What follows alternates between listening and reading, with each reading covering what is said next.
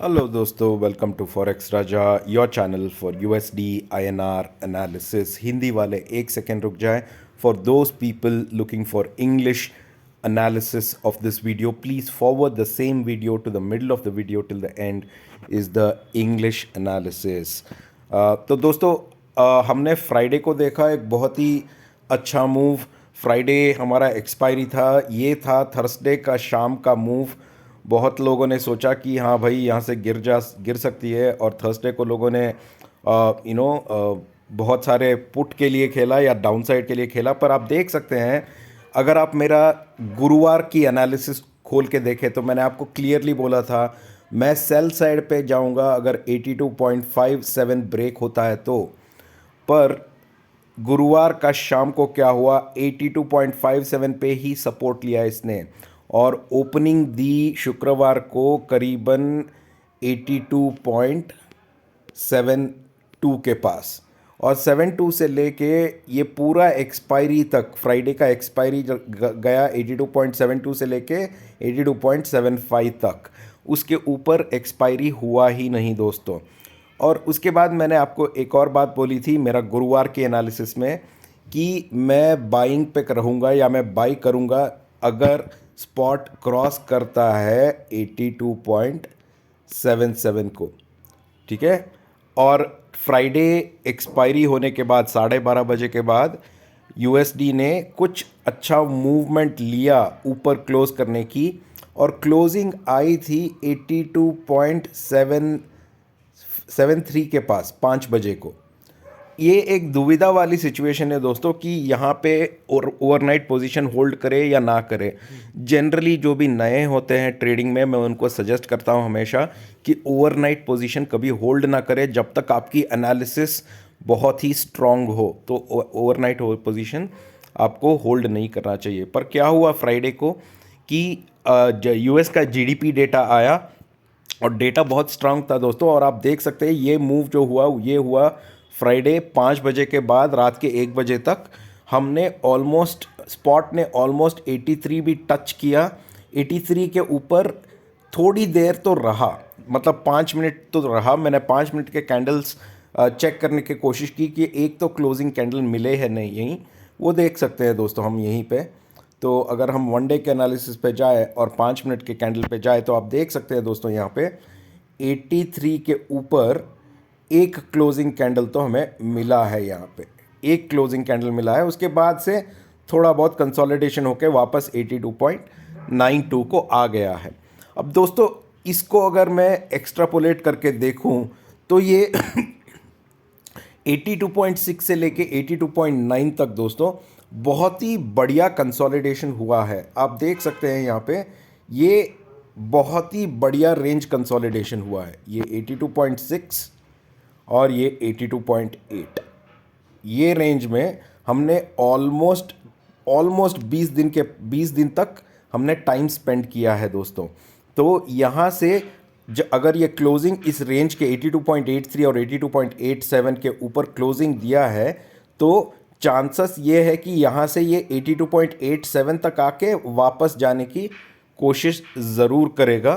तो ये क्या ये मंडे होगा कि नहीं वही देखना है हमें दोस्तों। पर क्लोजिंग बहुत ही स्ट्रांग है और डॉलर स्ट्रांग है, ये चार्ट से तो पता चल जाता है। तो मंडे के लिए हमारा ट्रेड देखते हैं दोस्तों। ये मैं ले रहा हूँ अपना 1 आवर का चार्ट, ठीक है दोस्तों। अब मेरा लेवल बढ़ जाएगा, अब मेरा पॉइंट ऑफ रेफरेंस बढ़ जाएगा। अब मेरा पॉइंट ऑफ रेफरेंस है ये वाला जो है 82.83।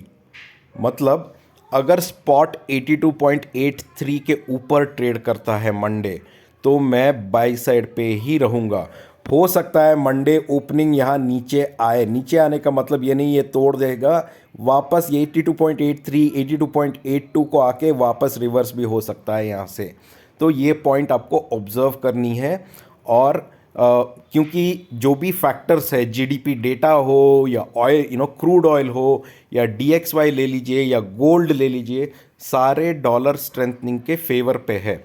पर आपको देखना है कि मंडे क्या आरबीआई 83 क्रॉस होने अलाउ करेगा या आरबीआई एक्टिव रहेगा कि 83 को वो प्रोटेक्ट कर दे, ठीक है। तो इसीलिए मैं, जैसे मैंने आपको बोला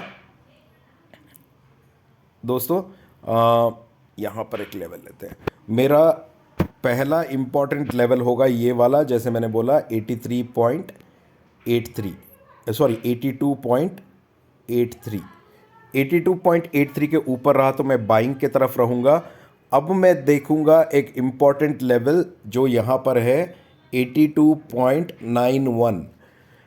आपको ये देखना है कि स्पॉट 82.91 के ऊपर ही क्लोजिंग दे रहा है। अगर 82.91 के ऊपर क्लोजिंग देता है दोस्तों, तो आपका इमीडिएट टारगेट होगा 82.97। अगर स्पॉट 82.97 के ऊपर क्लोजिंग देता है दोस्तों, तो हम जा सकते हैं 83 के ऊपर। 83 के ऊपर आपको इंपॉर्टेंट रेसिस्टेंस देखना है 83.04 और 83.08। अगर 83.08 के ऊपर जाते हैं दोस्तों, तो फिर मेरा जो एक्सपेक्टेड टारगेट है 83.41, वो आने की बहुत सारी संभावनाएं हैं। क्योंकि जब भी बहुत टाइम कंसोलिडेशन के बाद जब मार्केट ब्रेकआउट देता है ऊपर की तरफ या नीचे की तरफ ब्रेकआउट देता है, तो एक बहुत ही बड़ा मूव देता है दोस्तों। तो इसीलिए उसके लिए सबसे क्रिटिकल है 83.08। इस लेवल को वॉच कीजिए और इस लेवल को तोड़ते ही आप बाई साइड पे ही रह सकते हैं, क्योंकि बहुत फास्ट मूवमेंट होगा और 83.41 जाने की चांसेस भी है दोस्तों। तो मंडे का ट्रेड एक्साइटिंग होगा। आशा करता हूं कि आपको ये वीडियो अच्छा लगा है दोस्तों। और डाउन साइड पे भी बोल देता हूं आपको कि अगर 82.83 के नीचे गया दोस्तों, तो आप ऑब्जर्व कीजिए एक और लेवल 82.77।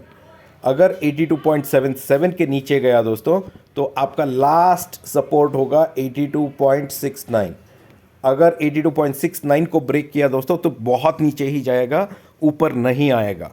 तो ये मेरा कॉन्फर्मेशन है। 82.69 के नीचे गया तो मैं सोचूंगा भी नहीं, मैं सिर्फ सेल साइड पे रहूँगा। अगर बहुत नीचे भी जाने की चांसेस है, तो ये लेवल्स है नीचे की तरफ के लिए, मार्क कर लीजिए दोस्तों। आशा करता हूँ कि आपको ये वीडियो अच्छा लग रहा है।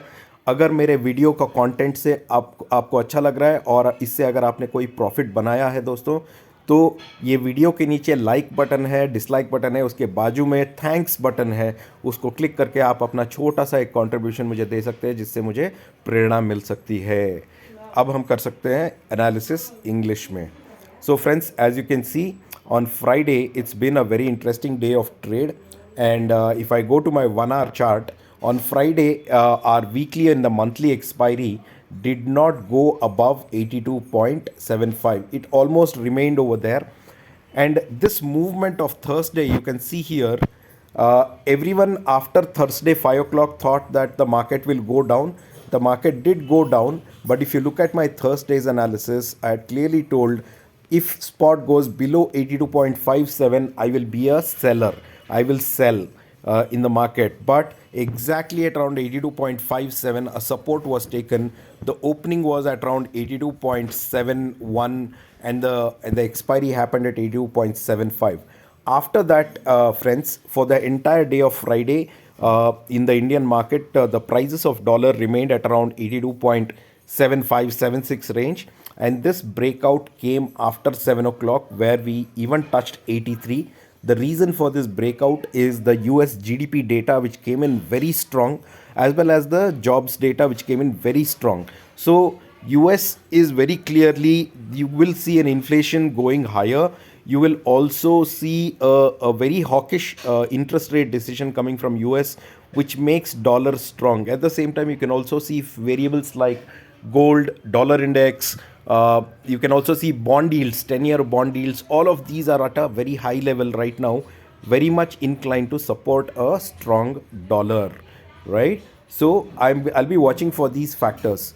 What can I expect for my trade on Monday? So if you look at the 1 hour chart, friends, let me just take in a little bit of range over here. All right. So on Monday, I'll be watching for an important level. Now my ranges have changed. So this is the most important level, which is 82.83. All right. On Monday, if spot is above 82.83, I will be on the buying side. I will not look for selling. On above 82.83, my first target I will look forward is 82.87. Above 82.87, friends, my next target will be 82.91, and above 82.91, friends, you need to look for one more target, which is 82.97. In case we are going to trade above 82.97, then it's a clear confirmation that spot will go above 83. And above 83, friends, there are two resistances you have to watch out for. The first resistance is 83.04. The second resistance is 83.08. If spot is going above 83.08, then I am very confident it will go and hit my target, which is 83.41, which I have spoken to you about in my last week analysis. The entire last week, RBI has controlled rupee not to cross 83, but we have to now see whether in this week will RBI allow rupee to cross 83, and will RBI look at interfering in the ranges of 84 or 84.5. That is what I look forward for, because I sincerely feel that dollar is in a very advantageous position against all other Asian currencies for this moment. On the downside, friends, if spot is going below 82.83, look forward for first target of 82.77. If 82.77 is broken, look forward for a support of 82.74. And if spot breaks 82.74, I will look for 82.69. And if spot is going below 82.69, then there is no hopes. Again, it will go down a lot. So I will be selling below 82.69, and that will be my max, because even with such strong data from US, if dollar is not strengthening against rupee, then rupee will strengthen against the dollar only below 82.69. But until until rupee is trading above 82.83, it appears weak and can test 83 and 83.8, which is the most critical resistance. So please do make note of these numbers, which can help you for a trade on Monday. For all those people who are watching my video for the first time, I request you to please subscribe to my channel, because I come up with daily analysis, and this analysis can help you to prepare for your trade the next day. For those people who have been benefiting from my video, or if you like my content and the presentation, I request you to go down below my video is the like button, the dislike button, the share button, and there's also a thanks button. And I would request you to click on the thanks button and share a small contribution of yours to keep me motivated and to help me bring more content to you, which can help you in your trade. My Telegram link is in the description of the video. You can join me on my Telegram channel and we can chat in the trading hours. And also, anyone who wants to open an angel broking account, I've given a link in my description. Please use the link and let me know if you have been able to open a trading account. Thank you so much, friends. We'll see you in the markets on Monday. Bye-bye.